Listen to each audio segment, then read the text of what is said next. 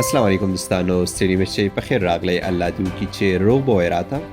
دوستانو، ابوظبي حکومت د ګرین پاس سیستم تر هغې وځنډاوه تر څو چې د الحسن اپلیکیشن تخنیکي ستونزه نه وي حل شوي.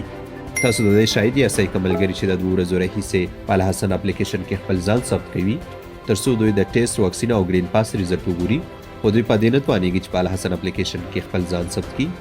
نو دا په الحسن اپلیکیشن کې تخنیکي ستونزه ده چې د 2 ورځو راهیسې رامنځته شوې ده. نو همدې له وجې ابوظبي حکومت لنډ وخت لپاره د ګرین پاس سیستم وځنډاوه.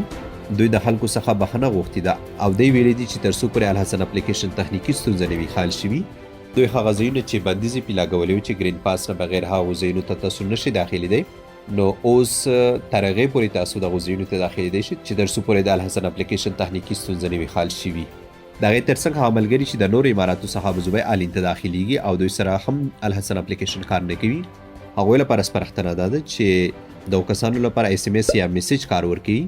کوم چا چې د پوزیټ ټیسټ کړی وي دوی ته د منفي نتیجې اس ام اس یا میسیج راغلی وي، نو دوی د صرف مسؤلو کسانو ته هغه اس ام اس یا میسیج وښیي، نو مسؤل کسان به دوی ته آلین ابوظبي ته د داخلېدلو اجازه ورکړي.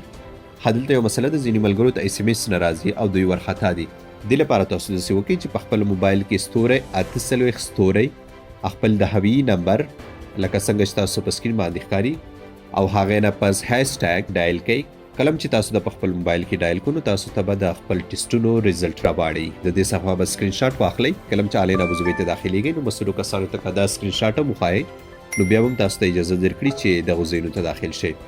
خو ګورئ دا نمبر به صرف په هغه شمېره باندې ډایل کوئ کم چې تاسو د ټیسټ ورکولو په وخت کې ورکړی و، نو صرف په هغه نمبر به تاسو دغه کوډ ډایل کوئ.